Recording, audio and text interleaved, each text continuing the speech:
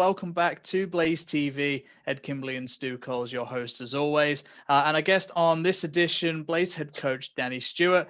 Danny, thank you for joining us as always, mate. It's really good to see you. How's things in Nottingham? Good.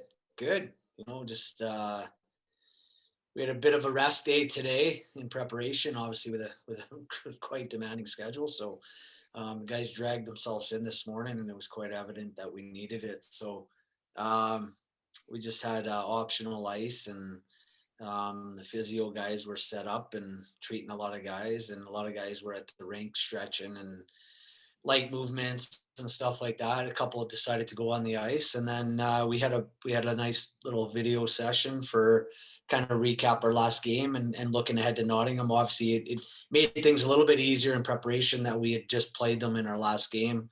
We obviously could take some clips from that game and to help with our pre-scout. But yeah, no, all prepped and ready to go. We'll have a really brisk and light skate tomorrow morning, and touch on a few things and ready to go. I think we'll probably get to the series a little bit later on, but as the regular season part of the mini series is completed, how would you evaluate the 12 games for the Blaze? Second place is pretty good end result, wasn't it? Yeah, I mean, especially considering we dropped all 8 points against one team, right? I think we were 13 of 16 points against Nottingham and Manchester, and just haven't been able to figure out those Steelers yet. But no, I'm listen. Keno and I spoke about it last night. We're thrilled with how we've done in this thing. Again, very, very challenging for all coaches. But we obviously from the start mentioned how we intended to go young, and we intended to give our Brits from last season way more opportunity, which we followed through on. And to consider all that and still finish second in the group, I think it's very, very well done by everyone involved, and I think we're thrilled. Like I said, what were some of the attributes of this group that you're particularly fond of? Well, we've gotten good goaltending, obviously, throughout the competition. We've seen the likes of Headley and Clem really come on in their additional minutes, and Clem with his situational minutes. And obviously, you got to mention Tristan Keck and Mike Hammond's production. I mean, the top scorer and the top goal scorer in the tournament. And, our special teams have been fantastic. The special teams have been really a big part of the games we've been able to win, and games that we've been able to stay in. Maybe when 5-on-5 we were outplayed slightly, and hopefully that continues. And I think, in the last 9 periods or so, bar a couple second periods, I think consistently we've been a lot better 5-on-5. And we had the one bad period against Sheffield there in the second, but I think I'm seeing some better signs 5-on-5, and hopefully we carry that through. But yeah, no, definitely a lot of positives. Yeah, it's something that Stu and I and I think a few of the other broadcasters have been saying, that seems to be the final piece of the puzzle. Some of the stuff that you said in various forums, and this group could be really something to finally crack those Steelers, eh? Yeah, I hope so. And I think a big part of some of our issues were, I think, have pinpointed them. In the circle, our face-offs haven't. There was a couple of games there where we were below 40%, and when you're starting chasing the puck and you're starting from defending point of view, then you're going to spend a lot of the game defending, and then in our puck management. And I think a lot of times it's a maturity thing, and throughout the series, I think it was, but I can't just blame it on that. We had a couple games recently. I mentioned in one interview there that I believe it was the Sheffield game and even the Manchester game in the second period there, where it was our more experienced guys that were turning pucks over and forcing things. So we're not, I don't think we're a group that can afford to play shinny type hockey and try to go skill for skill with teams. I think we've got to play the right way. And when we do that, we're a good team, but when we get away from that, we turn into a poor team. So, making good decisions with the puck and not giving other teams momentum will be big for us. Yeah, and the youth side of things, I know this has been said a few times. I think we're nearly 2 years younger on average than the next team in the mini series. Were you aware of the praise, kind of almost universally, that you had from how you picked this group, going for the young Brits and also by Yanni, the young imports too? Praise in which fashion? I'm not. What do you mean by that? Oh, they generally speaking, I think the fan base was very almost proud that we'd gone young. Okay. No, I mean, I wasn't aware. I mean, I don't, you guys know me, I'm not a big social media guy, so I don't see a lot of it. And I think the days of picking up a newspaper are gone too, right? So, no, we, that's the way we decided to go. And you could argue from a competing and trying to win this standpoint, did we make all the right decisions? Maybe not, but we truly believed in what we wanted to do, and we've stuck to it. And like I said, I think with that in mind, and being able to finish second and competing night in, night out, bar maybe 1 or 2 games, I think is a great achievement in itself. Yeah, they've certainly done you proud, that group. And I'll hand over to Stu in just a second. But obviously Nottingham is just around the corner. 3 wins out of 4. I think we've only dropped the 1 point against them in the final regular season game there. What do you think of that matchup, Coach? I think it's a pretty close matchup. I think both teams got good goaltending. I think they've got some very good, very highly skilled guys. Kangalosi and Boivin and Tassi on the back end, and I think it's closely matched. I think in the 4 games we played against them, we certainly won the special teams battle most nights, and you could probably say out of the 4 games, maybe 3 of those they were probably the better team 5-on-5 in terms of puck possession. But again, going back to the faceoff circle, they've been very good in the circle. Kangalosi is crazy. I mean, it's like 70%, and he gains them a lot of possession. So we got to do a good job against them and try to start with a puck and play with the puck a little bit more often. But I think it's a close match. I think the results of the regular season won't play a part in what's going to happen in this playoff. I think it's a fresh slate, and we've got to be ready to go. Cool. Stu? Yeah, I guess it's a good thing that potentially it's going to end up being a fresh slate. I mean, obviously, sort of playoff hockey is different than a sort of regular season. That's where we kind of move to now. But you alluded to it before about Sheffield and how they've been the problem team. What is it that has sort of stuck in Sheffield that maybe you haven't faced in Manchester and Nottingham? What's the Steelers doing differently, maybe, or you're doing differently against the Steelers? I think the Steelers, to be honest, have played at a little bit slightly higher pace against us than the other 2 teams, and I think they're deeper. I think they're deeper in terms of the skill that they have. They've got 3 lines that can score, and they're top end guys, and we just again, I think we've tried to maybe play more their style of game, and if we do that, we're not as good at them at it, and like I said, there was games where we were trying high risk plays in the offensive zone and losing.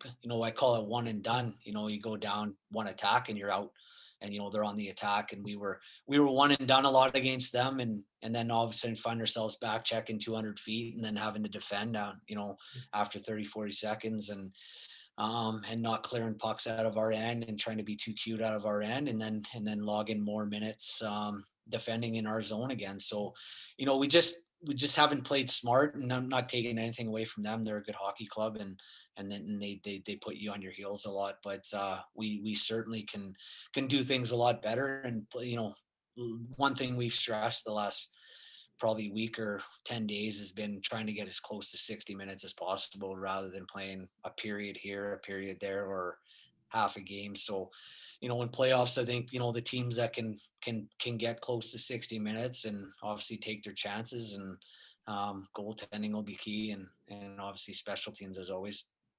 Yeah, and despite all of that, from what you said, it has still been really close. The Steelers haven't had it all their own way, and there's if the Blaze had won one of the games, then they'd be Blaze and Steelers would be level on points. So it's been really close between all 4 teams, hasn't it?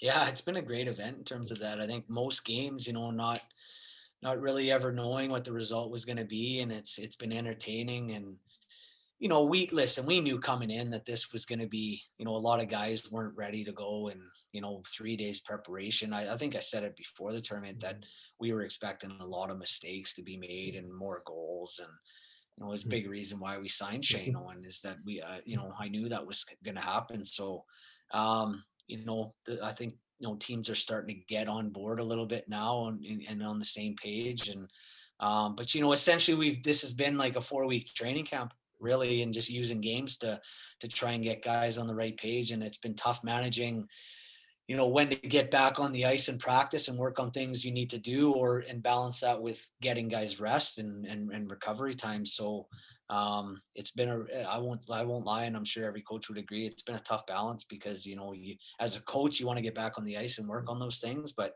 your mind's telling you that, no, these guys need a day off. So, but yeah, great competition so far. And that's a really good point, actually, because this has been, it's a training camp, but it's been a pretty intense training camp. I mean, how have you managed with all these the turnarounds? You know, sort of like back to backs, days, or only one day off between games. It's been hard going.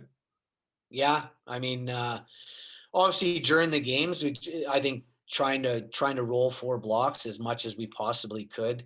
And certainly there was some games where, you know, special teams came into play and those guys don't get out as often, or, you know, trying to hold on to a lead in the last 10 minutes of a game, you know, sometimes you shrink the bench a little bit, but for the most part, we tried to spread the minutes. And with the injury to Swindlehurst, it obviously affected us. And, you know, I think through that, you know, guys like Polkamp and Clem and Bernasveen have had to log extra minutes due to it. So, you know, trying to find them rest. And, you know, there was days that we practiced as a team, but I gave a couple guys days off. You know, there was days where we felt everyone needed a day off, and our physio team's great. You know, we talk about it all the time. Nikki Sherlock and her crew. I mean, she's the best there is, right? So, you know, they've been up here nonstop, and it's helped in the hotel. We've had a physio room set up on our floor. So, you know, that relatively someone here all the time. So guys almost have access to treatment around the clock. So that's been a big help as well for recovery. You say about how it's been tough with Swindlehurst being out, but that does give opportunities for other guys to step up and take an opportunity to get some extra minutes, and maybe even guys like Sam Russell, who might have not even been expecting to see the ice much at all, has actually played all 12. Yeah, absolutely. You know, he was part of our taxi squad, and we looked at it before, and we were like, you know, we might get him in a couple games. And like you said, he's played all 12. And I think Sam has come on. I think he, the first couple games, it's the first time he'd ever played at, you know, a higher level. And you could see that he was a little bit hesitant to make plays and a little bit timid, and which is completely natural. And, but I like him. He's got a fantastic attitude. He wants to learn. He's eager to learn. He works hard, and he's a good skater. Really good skater. And, you know, I think he's a guy that we possibly look at for the future. And, but, you know, we've got a good look at him during this tournament, and, you know, he's definitely benefited from the extra minutes. Yeah, absolutely. And you've been in the hotel, in the bubble, as it were, between the hotel and the rink. And you've openly said to us on a number of occasions, you're not a social media guy. You don't spend time on Twitter and Facebook, etc. How much are you aware of how much of an impact this series has had outside of the bubble, like around the country in terms of the hockey community? What are you hearing from other people? Not much, I don't think. I mean, we've just been so drilled in. We've just been so drilled in and focused on, you know, every day, because you're playing every second day. It's like, you know, you finish your game, and then, okay, what's the schedule tomorrow? And then, you know, Kino's cutting a lot of the video and giving me the clips, and I'm picking and choosing what I need. And, you know, then we're doing video the next day, and then skating. And, you know, the downtime for that is, you know, not been a lot, but, you know, I can only imagine that there's been a lot of excitement. I mean, you're always going to have your naysayers that probably say it's not worth their time, but I think it's probably something that is brought that buzz back for people.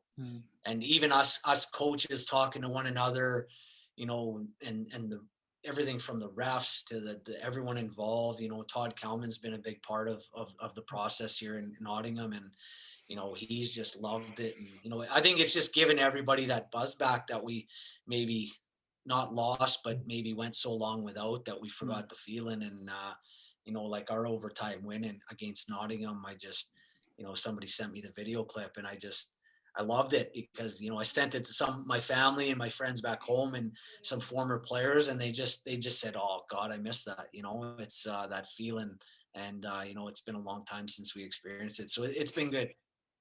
I think I can, from our perspective as well, and I think Ed will agree, we've had a really good sort of community from the sort of the commentary side. Like everybody's been chipping in and talking to each other, helping out with information. And it just has really felt like that buzz has come back.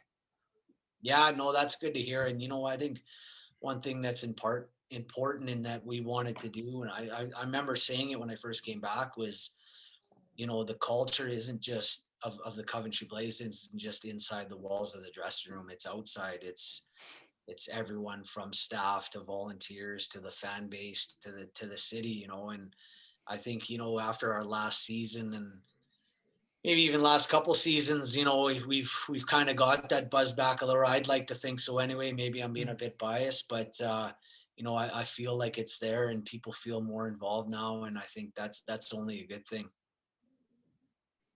Edward. Yeah. I know, I couldn't agree more. I think one of the things you said that you wanted to do at the beginning was set out the stall and get that family feel back and that community feel. And I think sometimes you take it. I certainly do. I mean, I take it for granted coming to the games every Sunday or Saturday when we have them. It's just been part of my routine. But God, I miss Stu, and I missed some of the guys that we have been able to come and help out. With the rink announcing and the music and whatever. So. No, I think you've summarized it really well, Danny. That it has brought the buzz back, and generally not just the Blaze side of things, but the wider Elite League community has certainly, from what I've seen anyway, I've not seen any naysaying. I've only seen the positives, and I'm more of a social media guy than you are, Coach. So I'll throw that out there. And when you have guys like Hammond and Keck, that are really driving that and being those special stories of a tournament, that must be huge, because those guys and Jermaine to cement that line too, just been huge. Yeah, no, absolutely. And I think it's been great for us coaches too, in the sense of just kind of maybe kind of almost confirming or just reminding us of what maybe we need in prep for next year as well. I think, in terms of, do I need more speed or, because when you recruit and you look at a team, you can start going down one road and then you kind of get there and you're like, let's pull back, and maybe that's not the right idea. And then you end up going a different direction. But, I think one thing maybe as an example, like maybe something we're missing on this squad is your Broles and your Blood Offs, those guys that play just North hockey and heavy. And, I remember talking to Keno about it last night, and, sometimes you can take those type of guys for granted. Not that we do, but it's natural that you can, but it really kind of reaffirms your thought process and maybe changes your thought process a little bit as well when we're thinking about next season.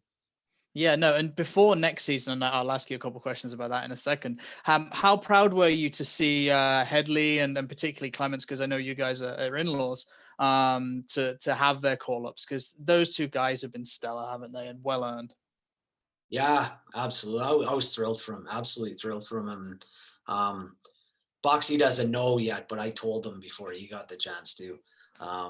But he's gonna get mad at me for it. But I was happy for him. I wanted to be the one to tell him. We've worked with these guys for, Clem 5 years now, and V 5 years, and Feds, I think, is it 3? If you count this year, 4, and then we got Heads as well for 3 years. I mean, been with these guys, and when we first got here, none of those guys featured on the national team, and to get where they are, I think they've all benefited from opportunity and the chance to play not just minutes, but situational minutes. But I think each and one of them deserves the credit themselves, because they've all had the right attitude and the work ethic, and they've all wanted to get better, and they've all wanted to strive for GB. And all we did was provide the opportunity for them to get there, but they're the ones that have taken it with both hands and done the right things to get there. And they give you lots to think about for next season too, right? Because I think David's thinking, gosh, I don't want to be a sixth defenseman anymore or a fifth defenseman. I want to be moving into that top four. And for Headley, and then for Headley, it's tough being the second string goalie, right? In this league, it's getting him games, and he wants to, start more games. It is. So that gives.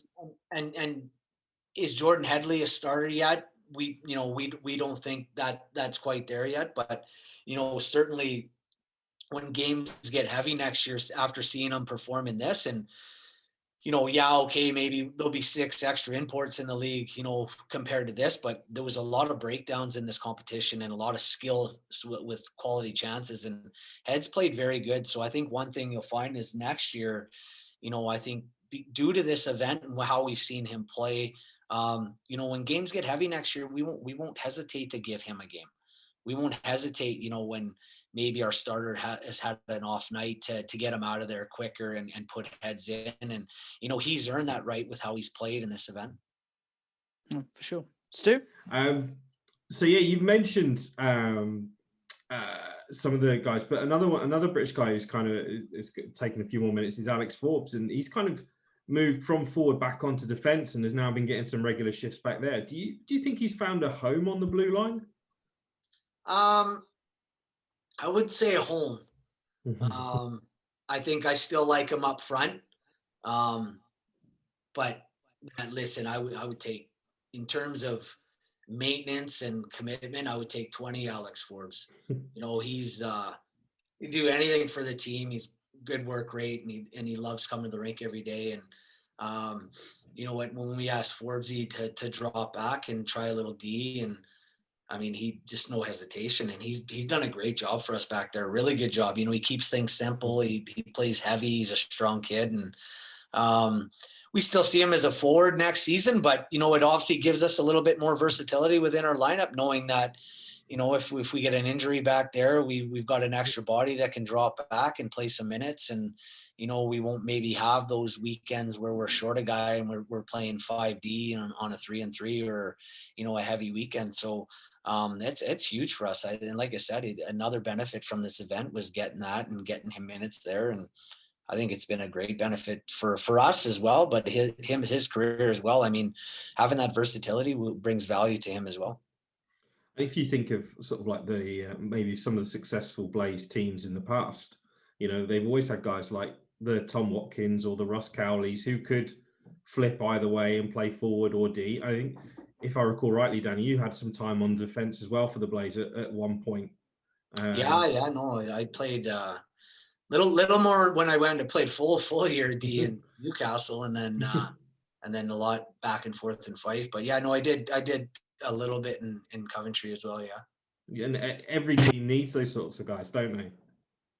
Yeah, like I said, it just helps, especially in the Elite League when we don't have a pool of players to call up, when injuries hit, so you having those guys that can swing and give you extra minutes in different positions, it makes a huge difference.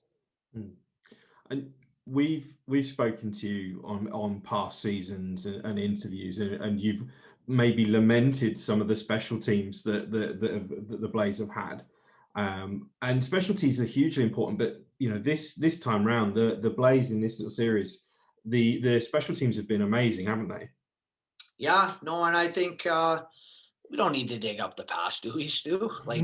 No, I think the last 2 seasons our special teams have been very good. But then in this event as well, so I think if I recall, in my first year, our special teams weren't too good. It was a tough conference to have good special teams, but no, I think they've done a great job. Somebody asked me today, what our I did a media call earlier with Luke and some others, and they asked me what the reason for the success was, and I humbly said personnel. We've got Luke Ferreira, who led the league in goals last year, Tristan Keck, who's led this event, and then you got 2 elite passers in Lackinen and Hammond. So it's easy. Absolutely, we have our structure and things we want to look to do, but our second unit as well has been very good zipping that puck around. Dougie's got about 2 or 3 tip-in goals, and Clem's got a couple PP goals, and Eddie and Jermaine and V have done a good job on that unit. And I think it's just, I think special teams sometimes can just be like your game or results. We found success early on. We got some confidence, and you go out there when you kill a penalty and you're not stressed, and that can go either way. And I think we've seen it before in Coventry as well. I mean, I can't remember if it was 2 seasons ago or 3 seasons ago. I'll never forget the weekend against Nottingham and Cardiff. And I think the other teams went like 8 for 8 on the power play or something like that. And it just destroyed our statistics, and it destroyed our confidence. And, you could sense it after that. Guys would go out on the penalty kill almost shaking. They were so stressed, like, oh no, we're going to give another one up. So a lot of it's mental, but finding that early success helps you go a long way with your special teams. You've kind of sort of talked about it when you sort of rattled off some of the names of the guys that have contributed. There's 9 guys on the roster that have got a power play goal in this tournament. I mean, that's huge. It means that the power play is, like say, spreading it around, and it's not just 1 guy or 2 guys. Yeah, I mean, and I think especially at this level, if you only have kind of one weapon or maybe 2 weapons, then it's easy for teams to shut that down. But when you got numerous guys that can find ways to put the puck in net in different ways as well, obviously, I think obviously the Bernstein unit there with Hammond and those guys have maybe look to find that play, 2 or 3 different plays where we've had success. And the other unit, a little bit more direct, like I said, a little bit more net presence, and Duggan, getting a couple sticks on pucks. And, but I think maybe more than other teams, we have looked to zip it around and look for options rather than maybe a little bit, some other teams, notably Manchester and Nottingham, really kind of blue collar power plays where they're trying to get 2 guys at the net and just throw pucks in and look for second pucks and outnumber you. So it's been successful for us so far, and let's hope that continues. And it's going to continue into the semi-finals with Nottingham. What do you think the keys are? You've mentioned some of the bits that you're looking to improve. What do you think the keys are for that particular 2-game series? Well, I mean, special teams will be huge. I think goaltending will be massive. I think there's, again, in this event, I don't think the mistakes are just going to stop all of a sudden. So you just got to limit those and hope that the goalies come up big when the mistakes do happen. And I think just the small details, like we talked, like the face-offs, you know what I mean? I think if we can, get that figure closer to 50% and start playing with the puck a little bit more 5-on-5 rather than chasing it, then, we'll have a lot more success. And, but, I think the games against them have been so closely matched. It's just, we've been fortunate enough to kind of take our opportunities. I think we've been a little bit more opportunistic than Nottingham in the games. And again, that'll be key. You can have another team carry the play, but they can't put the puck in the net. It gets frustrating. And, if we counter and we get one chance and put it in the back of the net, that can frustrate teams. So, hopefully that continues. Definitely. That's that Hammond and Keck 2-on-1. I think we've seen that 5 goals. You put them side. I think someone did actually overlay them. Was it Luke? Stu that overlaid a couple of them, and they were. Craig sent us one that he'd overlaid. Oh, was it Craig? Sorry. And it was literally side by side, nigh on identical. No, it's. Yeah, they do, and I know we've got a few games here left to go, but I think fans are very eager to see if we will be able to successfully retain some of these guys, particularly the Kecks of the tournament. So I think you might have your work cut out for you this summer, Danny, with the way some of these guys have been playing. Well, yeah, no, absolutely. I think it'd be crazy not to do my best to try and see what we can do. I think fans would be probably strangling me through the screen if I said otherwise. So, but obviously there's been a lot of guys that have showcased themselves and have done a good job for us, and have obviously made us look at them for next season. Absolutely. No, for sure. It's been a great group. And if you want to see that group again, I'll just remind you, 5 p.m. on the 27th. So that's tomorrow at time of recording. And then we're away, inverted commas, on the 28th. So that's the Wednesday, 7 p.m. face off for that one. Stu and I have got the Tuesday, the 5 p.m. And then we'll hand over to our colleagues from the Panthers broadcast team on our away leg. Danny, it's been awesome to catch up with you. We've thoroughly enjoyed this group that you put together with Kino's help, and it's been great to see Dale a little bit up in the broadcast booth too. He's come up a few times, so send our best on to him, and good luck in the next few games, sir. Okay, thanks, guys. Appreciate it. Guys at home, some more hockey to be played, and hopefully some more big wins for the Coventry Blaze.